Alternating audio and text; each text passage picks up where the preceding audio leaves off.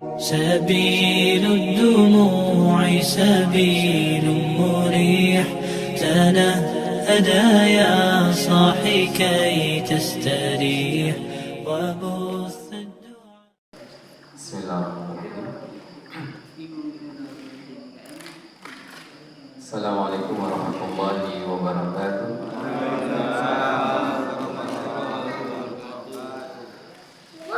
الحمد لله رب العالمين الذي أنزل السكينة في قلوب المؤمنين ليزدادوا إيمانا مع إيمانهم. اللهم صل على محمد وعلى آله وأصحابه ومن تبعهم بإحسان إلى يوم القيامة. قال الله تعالى في القرآن الكريم: أعوذ بالله من الشيطان الرجيم. يا أيها الذين آمنوا اتقوا الله ولا تنظر نفس ما قدمت لغد واتقوا الله إن الله خبير بما تعملون. Jemaah kajian rutin PCM kembali, alhamdulillah. Alhamdulillah, kita bersyukur kepada Allah Subhanahu wa taala. Allah Ar-Rahman Ar-Rahim, Allah yang Maha Pengasih lagi Maha Penyayang, senantiasa memberikan nikmatnya kepada kita yang begitu banyak. Allah Subhanahu wa taala memberikan nikmat yang datang terus menerus. Nabi SAW beliau menjelaskan, Inna Allah yu'ti dunya liman ahabba wa liman la ahabba.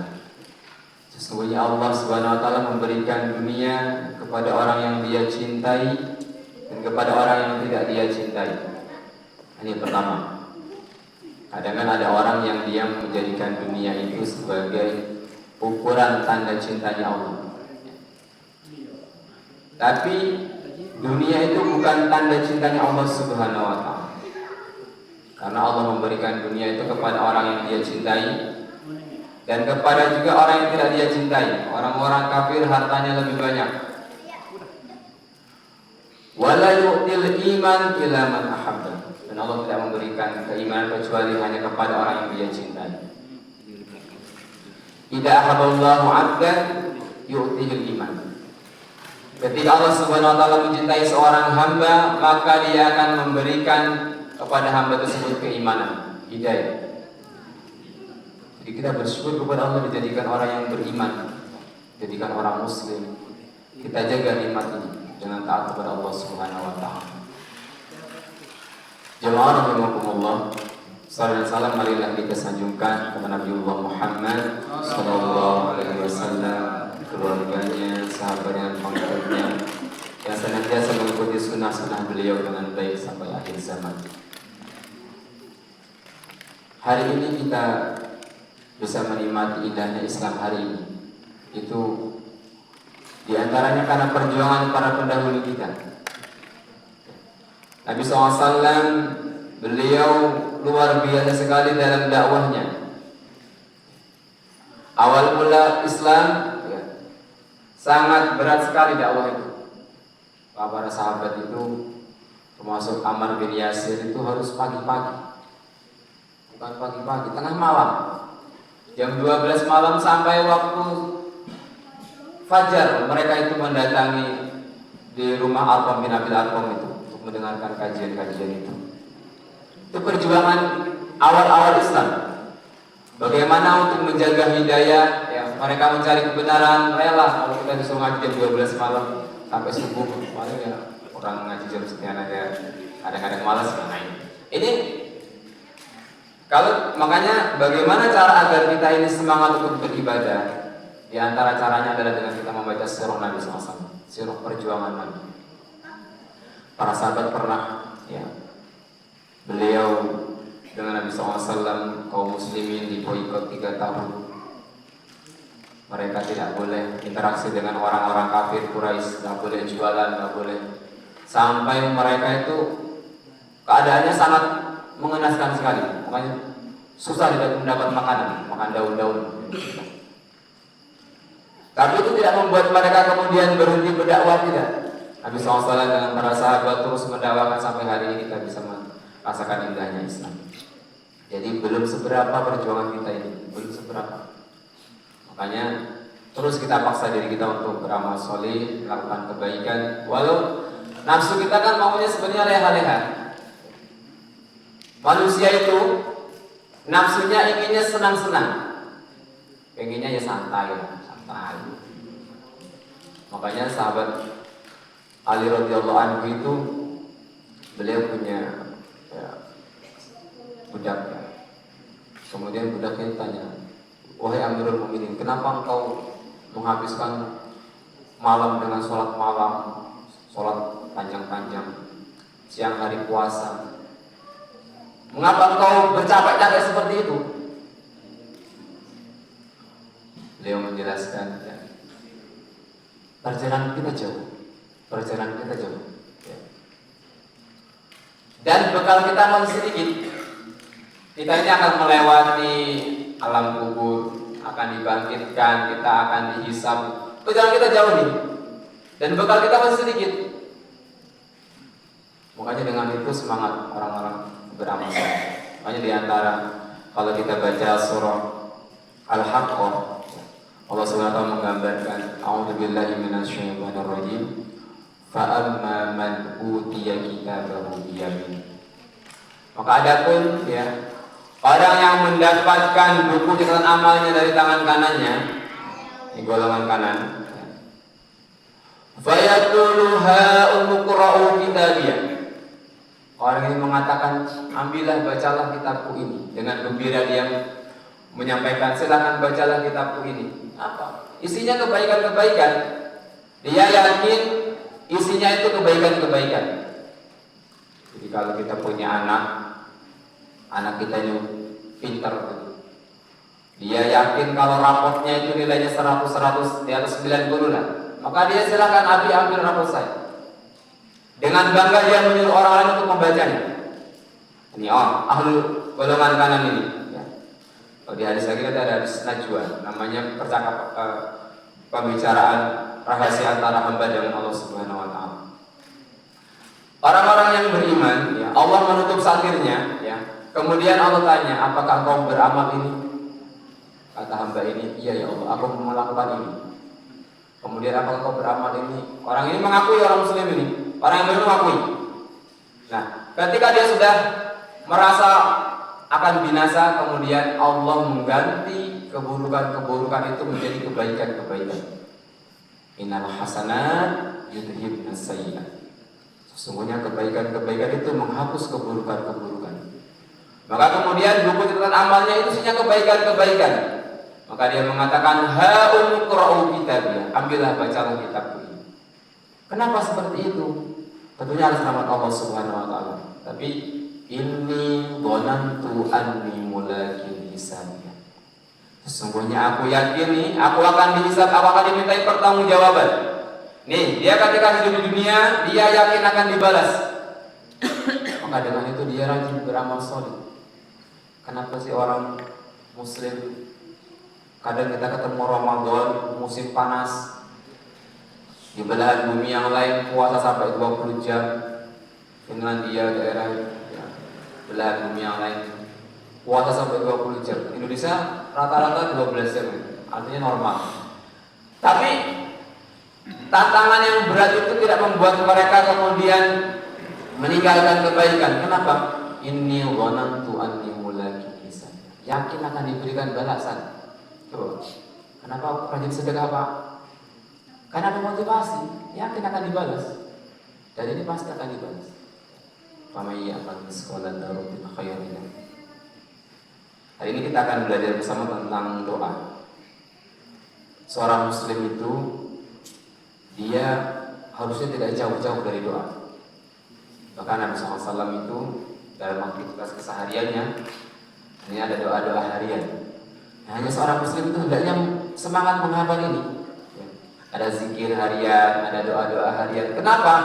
Memang Nabi SAW sudah memberikan contohnya, dan ini salah satu cara agar seseorang itu senantiasa terpaut kepada Allah Subhanahu Wa Taala. Hatinya itu senantiasa bergantung kepada Allah Subhanahu Wa Taala. Karena ada tipe orang yang kalau di surah Al-Lail itu wa amma man baghila wastaghna. Dia bakhil, dan ada orang yang dia bakhil pelit wastaghna dan merasa cukup, tidak butuh bantuan Allah. Ada orang tipe orangnya, orang kafir ya. Dia sudah pelit dan dia tidak merasa butuh bantuan Allah Subhanahu wa taala. Aku mah bisa, gampang. Kalau orang beriman tidak. Maka di antara doa yang Nabi SAW wajibkan yang untuk kita baca tiap pagi itu, Ya Hayyu Ya Qayyum bi rahmatika astaghits aslih li sya'ni kullah wa la takilni ila nafsi tarfata 'ain. Ya Allah, perbaikilah kehidupanku semuanya dan janganlah kau serahkan diriku kepada diriku sendiri. Dan janganlah kau serahkan aku kepada diriku sendiri. Kita ini butuh bantuan Allah Subhanahu wa taala. Bahkan dalam perkara-perkara yang kecil. Nabi SAW ini menganjurkan kita dari bangun tidur ada doanya. Kemudian mau keluar rumah ada doanya. Mau makan, hampir semua aktivitas itu pasti ada zikir doa. Apa tujuannya tadi? Agar manusia senantiasa dia terpaut kepada Allah Subhanahu wa taala.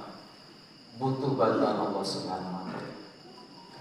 Bukan seperti Qarun yang merasa cukup, tidak butuh bantuan Allah Subhanahu wa taala.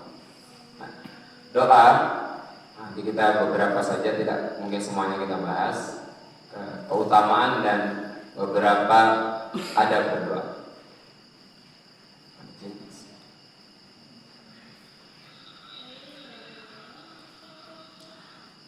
Allah Subhanahu wa taala berfirman dalam surah Ghafir ayat 60. A'udzu billahi minasyaitonir rajim. Wa qala rabbukum ud'uni astajib lakum. Dan Rabbmu berfirman, berdoalah kepadaku, niscaya aku akan perkenankan bagimu. Innal ladzina yastakbiruna an ibadati sayadkhuluna jahannama dakhirin. Sesungguhnya orang-orang yang menyombongkan diri dari menyembahku akan aku masukkan ke neraka jahanam dalam keadaan hina dina. Surah Ghafir ayat 60. Ini pertama motivasi kenapa kita harus senang berdoa. Allah Subhanahu wa taala dalam ayat ini Allah Subhanahu wa taala menjelaskan, berdoalah kepadaku, niscaya akan perkenankan bagimu. Doa-doa kita itu yang kita panjatkan, itu Allah akan kabulkan. Nanti ada beberapa cara pengabulan Allah Subhanahu wa taala, dan itu semuanya dikabulkan. Bahkan ulama sampai seperti ini menjelaskannya. Di antara pengabulan doa kita itu adalah doa kita tidak dikabulkan. Di antara pengabulan doa kita itu adalah Allah tidak mengabulkan doa kita. Ada kisah nyata ini di Saudi. Syekh Abdul Razak Al-Badar itu beliau menjelaskan. Ini ada seorang pemuda yang soleh berdoa, ya Allah, dia kan tertarik dengan seorang akhwat. Ya Allah, jadikanlah dia jodohku. Setiap habis, pokoknya dia memperbanyak itu ibadah sholat, kemudian memperbanyak doa itu. Sampai Syekh ini menjelaskan, saya sampai kasihan dengar dia doa gitu. Tapi kalau Allah kabul-kabulin ini, perempuan itu dilamar ditolak, ditolak lagi. Nah, kemudian qadarullah, perempuan itu dilamar orang lain, diterima lamarannya. Padahal laki-laki tadi itu laki-laki solih, dia doa terus ingin dijodohin sama perempuan ini. Kemudian perempuan ini menikah dengan laki-laki lain, berjalannya waktu beberapa bulan perempuan ini sakit, kena kanker, payudara dioperasi. Hanya setahun meninggal dunia. Dari sini saya menjelaskan Allahu Akbar. Allah ingin memberikan kepada pemuda ini yang lebih baik dari apa yang dia minta. Jadi permintaan dia tidak Allah kabulkan itu, Allah mempunyai rencana yang lebih baik untuk dia, lebih baik daripada apa yang dia minta. Padahal kalau mungkin pandangan manusia, mungkin kadang-kadang seperti itu. menurut kita baik, ya kita udah minta serius minta tapi gak dikasih oleh Allah. Allah yang maha mengetahui, ya ilmu Allah yang meliputi segala sesuatu itu Allah tahu yang terbaik untuk kita. Jadi kadang-kadang kita berprasangka buruk kepada Allah Subhanahu wa taala. Doa, ulama menjelaskan, ya, Ibnu Qayyim rahimahullah beliau menjelaskan doa itu meminta sesuatu yang bermanfaat bagi kita. Ini pertama, doa itu meminta sesuatu yang bermanfaat bagi kita atau minta diangkat atau dihindarkan dari sesuatu yang berbahaya. Yang umumnya kan doa meminta sesuatu atau meminta Allah jauhkan dari keburukan. Itu doa. Doa itu ada pembagiannya. Yang pertama doa ibadah. Doa ibadah yaitu mencakup seluruh upaya mendekatkan diri kepada Allah baik lahir maupun batin. Jadi ibadah-ibadah kita, sholat kita, rangkaian zikir, puasa itu termasuk doa. Tapi dalam arti doa ibadah, mendekatkan diri kepada Allah Subhanahu wa taala, baik lahir maupun batin. Ya. Dan ini sifatnya memujinya, mengagungkannya sebagai contoh pujian dan sanjungan kepada Allah Subhanahu wa taala. Maka diantaranya sholat itu ya zikir dan juga di dalamnya banyak doa-doa sholat itu. Nah yang kedua, ini yang umum kita pahami, doa mas'alah atau doa permintaan, yaitu permohonan sesuatu bermanfaat, ya meminta sesuatu yang bermanfaat atau agar dihilangkannya sesuatu yang berbahaya bagi seseorang. Nah ini yang umumnya dipahami seseorang, doa itu meminta sesuatu yang bermanfaat. Ya Allah berikanlah aku harta yang bermanfaat, harta yang berkah, meminta sesuatu yang bermanfaat untuknya, atau minta dijauhkan dari keburukan-keburukan. Di antara doa Nabi SAW itu, Allahumma inni a'udzubika min ilmin la yanfa wa min qalbin la yakhsha. Ya Allah, sesungguhnya aku berlindung kepadamu ya dari ilmu yang tidak bermanfaat, dari hati yang tidak khusyuk. Itu di antara doa. Doa itu doa ibadah, doa masalah. Tapi yang umum kita ketahui adalah doa permintaan tadi, doa masalah. Syekh Abdul Rahman As-Sa'di beliau menjelaskan dalam Al-Quran itu kebanyakan ketika mencakup doa, ya dikatakan tentang bahas doa, maka mencakup keduanya, ya doa ibadah, ya doa masalah. Doa permintaan juga, kemudian yang pertama yang secara umum ya doa dalam artian ibadah mendekatkan diri kepada Allah Subhanahu wa taala. Di antara banyak doa-doa yang dianjurkan, nanti kita belajar beberapa doa maksur. Doa itu kan yang utama doa dari Al-Quran yang Allah cantumkan dalam Al-Quran, doa-doa para nabi itu. Rabbi habli min ladunka dzurriyyatan thayyibah innaka sami'ud du'a. Itu doa. Kemudian doa-doa yang Rasulullah ajarkan. Nah, doa-doa dalam hadis yang sahih. Nah, doa itu memiliki manfaat yang luar biasa. Jadi kita sudah tahu pembagian doa, macam-macamnya doa. Nah, apa manfaat ketika seseorang itu berdoa? Yang pertama, ketika seseorang itu dia berdoa kepada Allah Subhanahu wa taala, maka hatinya menjadi baik. Ya, ini yang Allah berikan kepada orang yang rajin berdoa kepadanya. Yang pertama, dia diberikan hati yang baik. Apa maksudnya hati yang baik? Ya, hati yang baik merupakan kebaikan pertama yang dirasakan oleh seseorang yang berdoa. Syekhul Islam Ibnu Taimiyah beliau menjelaskan, ketika seorang hamba berdoa kepada Allah agar diberikan sesuatu yang ia minta atau tertolak dari suatu bahaya, maka Allah Ta'ala menanamkan keimanan kepadanya, kecintaan kepadanya, pengenalan terhadap sifat-sifatnya dan mentauhidkannya. Kalau kita berdoa kepada Allah Subhanahu wa taala, pertama kita mengakui kelemahan diri kita. Ketika kita sudah mengakui kelemahan kita, kemudian kita minta kepada Allah Subhanahu wa taala, Allah yang Maha Kuasa, innallaha ala kulli syai'in qadir. Allah yang Maha Kuasa atas segala sesuatu, kita minta kepada Allah Subhanahu wa taala. Jadi tumbuh rasa keimanan itu dalam hati kita. Kemudian ketika kita berdoa, kita kan dianjurkan kalau mau berdoa itu dengan salah satunya dengan Asmaul Husna. Dengan kita tawassul perantaraan Asmaul Husna. Misal kita minta agar diampuni, ya Ghaffar, wahai yang Maha Pengampun, ighfirli, ampunilah aku. Ya Razzaq, wahai yang Maha Pemberi rezeki, urzuqni, berilah aku rezeki. Nah, dengan itu kita mengetahui sifat-sifat Allah Subhanahu wa taala, kebesaran Allah Subhanahu wa taala. Yang pertama, Allah, ketika seorang hamba berdoa kepada Allah, hatinya menjadi baik. Allah tumbuhkan keimanan. Allah tebalkan keimanannya dan mentauhidkannya. Allah akan menghidupkan hatinya dan menyinarinya dengan cahaya iman. Semua yang disebutkan itu terkadang lebih bermanfaat dari apa yang dia minta oleh hamba tersebut, jika yang diminta Allah berupa kenikmatan dunia semata. Nih, ketika misalnya Allah berilah aku mobil Avanza, dia doa itu. Apa yang Allah berikan kepada hatinya tentang dia terpaut kepada Allah Subhanahu wa taala itu, dia menggantungkan diri minta kepada Allah, itu lebih baik daripada apa yang dia minta dari masalah dunia tadi. Maka di antara keutamaan alhamdulillah itu nanti di kesempatan yang lain kan, khairul du'ai alhamdulillah, sebaik-baik doa itu alhamdulillah.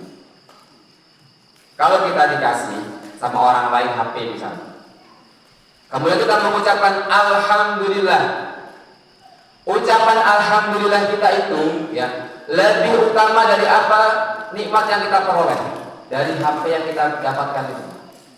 Kenapa? HP yang kita dapatkan itu bisa rusak, bisa hilang, tapi kalimat alhamdulillah ini pahalanya terus ada di sisi Allah Subhanahu wa taala. Al-baqiyatus sholihat, pahala kebaikan yang terus menerus pahalanya. Jadi pertama, Allah berikan kepadanya hati yang baik. Yang kedua, dengan berdoa berarti seorang telah menjunjung tinggi perintah Allah Subhanahu wa taala. Orang ketika dia berdoa berarti dia sedang melaksanakan perintah Allah. Salat perintah Allah lah, perintah Allah ya. Berarti kalau kita melaksanakan salat, kita melakukan ibadah. Kita melakukan kebaikan. Nah, ketika seorang hamba dia berdoa kepada Allah, maka dia melaksanakan perintah Allah Subhanahu wa taala. Tadi ada dalam surat Ghafir, berdoalah kepadaku, niscaya aku akan memperkenalkan bagimu. Jadi ketika seorang itu berdoa, dia itu sedang beribadah. Maka dalam artian gini, kalaupun tidak dikabulkan doanya, tapi doanya bisa akan dikabulkan dengan perantara beberapa nanti ada rinciannya. Kalaupun tidak dikabulkan doanya, misal itu dia sudah mendapatkan pahala, sudah mendapatkan kebaikan. Sama seperti kita bersedekah juga ibadah, berdoa juga beribadah. Maka para sahabat itu sampai mereka itu berdoa untuk hal-hal yang kecil, nyambung sendal aja Pak. Mereka berdoa, ya Allah berikanlah aku kemudahan untuk nyambung sendal. Segitunya ingin agar apa? Menggantungkan diri kepada Allah Subhanahu wa taala. Kita ini butuh bantuan Allah. Maka tadi di antara doa Nabi SAW tadi, wala takilni ila nafsi tarfata ain. Ya Allah, janganlah engkau serahkan aku kepada diriku sendiri walau sekejap mata pun, walaupun sedetik pun. Minta selalu bantuan Allah Subhanahu wa taala. Yang kedua, melaksanakan perintah Allah Subhanahu wa taala. Yang ketiga, doa adalah ibadah. Dalam hadis sahih riwayat At-Tirmidzi, ad-du'a'u huwal ibadah. Doa adalah ibadah atau intinya ibadah. Dengan berdoa seorang sedang membuktikan ibadah kepada Allah. Sedangkan ibadah adalah suatu puncak tujuan yang sangat agung. Jadi ketika seorang itu sedang berdoa, maka dia sedang beribadah kepada Allah Subhanahu wa taala. Jadi doa ini sangat penting dalam kehidupan seorang muslim. Makanya Nabi SAW sudah memberikan banyak tuh. Kamar mandi baca doa, keluar kamar mandi ada zikirnya, mau makan ini yang paling ringan. Ketika doa seorang keluar rumah, kemudian dia membaca Bismillahi tawakkaltu 'ala Allah la haula wala quwwata illa billah. Seorang saya menjelaskan, kalau orang itu keluar rumah, yaitu kanan itu malaikat, kirinya setan.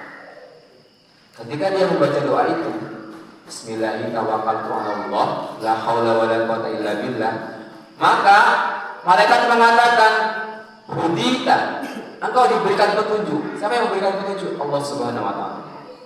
Wa kufita, engkau dicukupi. Allah yang memberikan kecukupan. Wa kita, engkau dijaga. Wa tanaha anhu syaitan, setan menyingkir darinya. Jadi malaikat bicara seperti itu. Setan berkata kepada temannya, bagaimana kita akan menggoda orang yang sudah Allah jaga, Allah cukupi, Allah berikan petunjuk. Ini kalimatnya ringan, Pak, ketika kita keluar rumah. Tapi ketika kita baca doa itu, kita dijaga oleh Allah Subhanahu wa taala sampai kita pulang. Ini luar biasa. Kalau seseorang itu paham tentang ucapan-ucapan zikir-zikir yang Rasulullah ajarkan harian itu, dia akan semangat melaksanakannya. Karena pahalanya, keutamanya sangat besar sekali. Nah, di antaranya lagi, kalau kita kemana, study tour atau main ke tempat yang baru, Nabi SAW menganjurkan ketika kita menempati atau tinggal singgah di suatu tempat yang baru, kita membaca doa, A'udzu bikalimatillahi tammati min syarri ma khalaq. Apa? Tidak ada yang bisa membahayakan dia ketika dia di sana sampai dia pergi. Misal dia ke Jogja, ke Bandung, sampai Jogja dia membaca doa itu, tidak ada yang membahayakan dia di Jogja sampai dia pulang kembali. Allah jaga dia. A'udzu bikalimatillahi tammati min syarri ma khalaq. Itu doa ini sangat luar biasa sekali. Yang kedua, yang ketiga, doa adalah ibadah. Yang keempat, seseorang ketika dia berdoa, ia mendekat kepada Allah dengan sesuatu yang paling Allah cintai dan memiliki kedudukan yang mulia di sisinya. Nabi SAW menjelaskan dalam hadis riwayat Tirmidzi dalam Sahihul Jami, laisa syai'un akrama 'ala Allah Ta'ala minad du'a. Tidak ada sesuatu yang lebih mulia di sisi Allah dibandingkan doa. Doa ini memiliki keutamaan yang besar di sisi Allah Subhanahu wa taala. Besar. Makanya kita harus semangat. Dan doa ini dampaknya luar biasa. Banyak yang kami itu punya buku keajaiban doa itu, ada sekitar 25 doa yang langsung Allah kabulkan. Jadi antaranya itu kan yang sering disampaikan. Jadi seorang dokter ini dia mau mengoperasi, ada acara, dia itu seorang dokter bedah tulang. Ada seminar penting, dia naik pesawat, sampai di tengah-tengah itu pesawatnya kena badai. Kena badai, harus mendarat darurat. Mendarat darurat, kemudian sudah mendarat darurat, beliau tanya, alamat ini sama petugas di bandara, alamat ini masih jauh nggak? Karena dia harus janji penting menghadiri kegiatan tersebut. Kata beliau, bisa ditempuh 2 jam perjalanan. Pesan taksi, naik itu untuk menghadiri kegiatan tersebut. Di tengah perjalanan ini masih badai, sampai taksinya itu nyasar sampai ujung, kemudian ada rumah, dia istirahat di sana. Kemudian istirahat di situ, masuk, ada seorang ibu dengan anaknya yang terbaring. Ibunya sholat, kemudian dikasih minum dia. Setelah selesai, si dokternya ini nanya, ibu, anak ibu kenapa? Anak saya ini sakit. Sudah saya bawa berobat ke rumah sakit. Kata dokternya tidak ada yang bisa mengobati di sini kecuali dokter yang di luar kota, yang itu memang ahli tulang. Kata ibunya ini, saya nggak punya biaya untuk sana. Saya berdoa setiap hari, semoga Allah pertemukan saya dengan dokter itu. Apa kata dokternya? Doa ibu yang membuat pesawat kami itu kena badai, jadi terdampak. Kemudian Allah kirim saya ini untuk ke rumah ibu. Itu dahsyatnya doa. Doa-doa yang tulus orang hamba itu luar biasa sekali. Pengaruhnya sangat besar. Jadi doa itu mulia di sisi Allah Subhanahu wa taala. Tidak ada sesuatu yang lebih mulia di sisi Allah dibandingkan doa. Tentunya doa-doa yang baik, karena nanti ada doa yang tidak dikabulkan Allah. Doa itu akan senantiasa dikabulkan Allah Subhanahu wa taala asal tidak ada di dalamnya dosa dan memutus tali silaturahim. Kalau doa itu mengandung dosa, maka doanya tidak dikabulkan. Salah ada orang berdoa, ya Allah berikan aku uang yang banyak, saya mau berjudi. Doanya mengandung dosa, Allah tidak kabulkan. Atau memutus tali silaturahim. Ya Allah, saya jadikan orang kaya, setelah itu saya nggak mau berteman dengan keluarga itu. Memutus tali silaturahim. Tapi selagi doanya itu baik, ya, Maka di antara pengabulan doa itu Allah Subhanahu wa taala menyediakan baginya itu 3 hal. Illa a'tahu idas salas. Ma min muslimin yad'u laysa bi ismin wala bi qati'atir rahim. Adalah seorang muslim berdoa dengan doa yang tidak mengandung unsur dosa atau memutus tali silaturahim. Illa a'tahu idas salas. Kecuali Allah memberikan kepadanya 3 hal. Satu dari 3 hal. Apa yang pertama? Imma an yu'ajjila lahu da'watahu. Pertama, disegerakan pengabulannya di dunia. Ada orang doa malam, paginya Allah kabulkan. Ada orang apalagi doanya di sholat malam, sholat tahajud, itu pengabulnya cepat. Dan dulu kami ketika SMA itu punya guru itu kan, beliau cerita masa-masa muda beliau itu kan sering.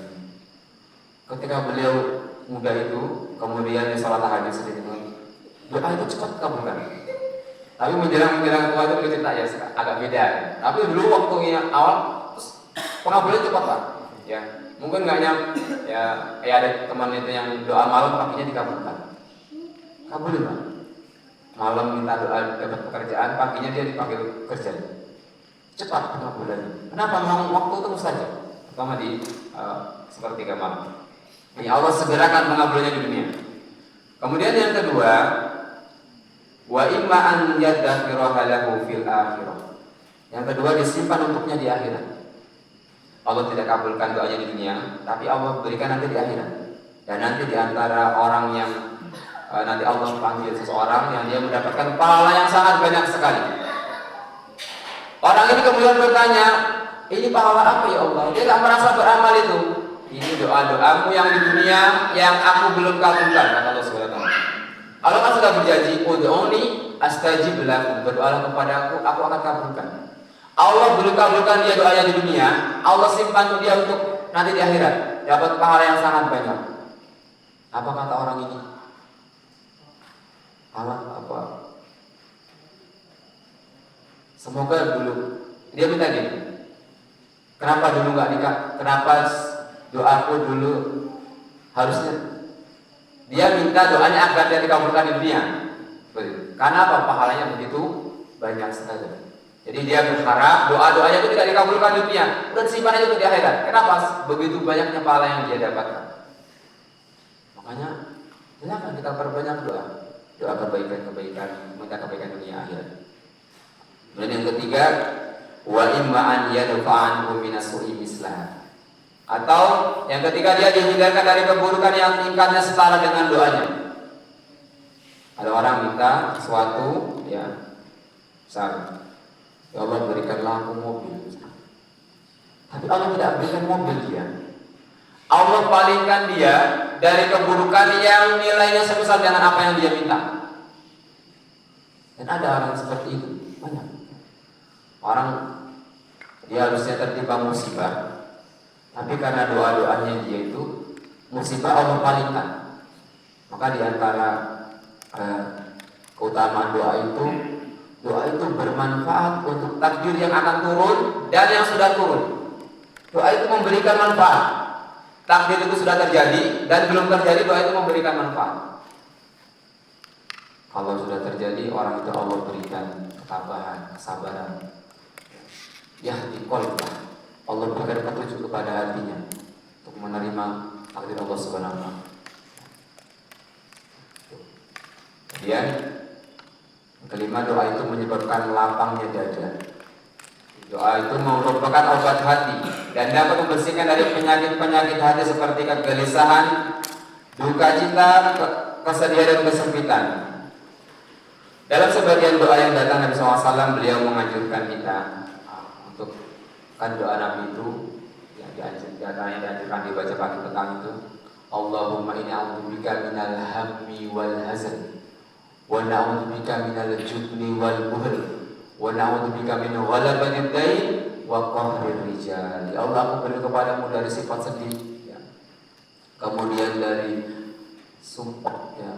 Kemudian dari hutang, dari banyak sekali. Bahkan ulama itu mengumpulkan ada 60, sekitar 70 sampai 60 doa yang Rasulullah berlindung darinya.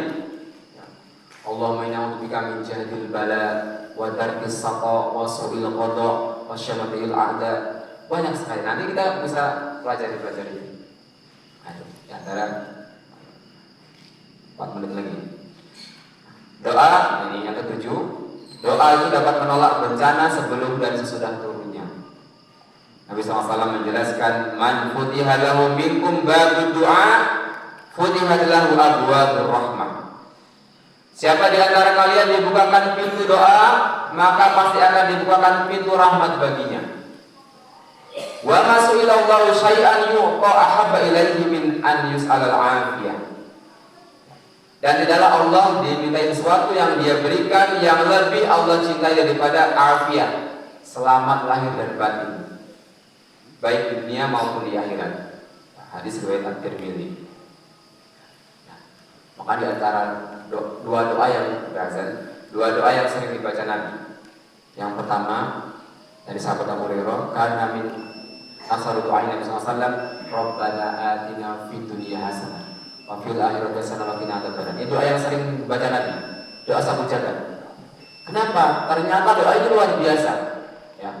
Kita minta kepada Allah diberikan kebaikan dunia. Kebaikan dunia itu semua kebaikan dunia. Istri yang solihah, harta yang banyak berkah, anak-anak yang solihah. Ini kebaikan dunia. Kebaikan akhirat.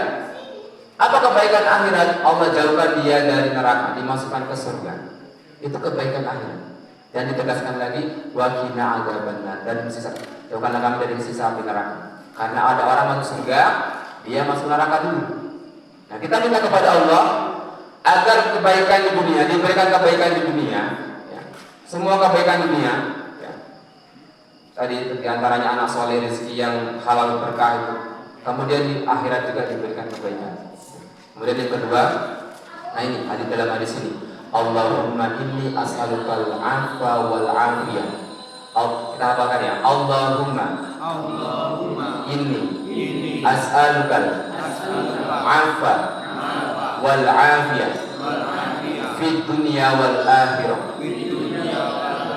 Ya Allah, sesungguhnya aku mohon kepadamu pengampunan dan keselamatan di dunia dan di akhirat.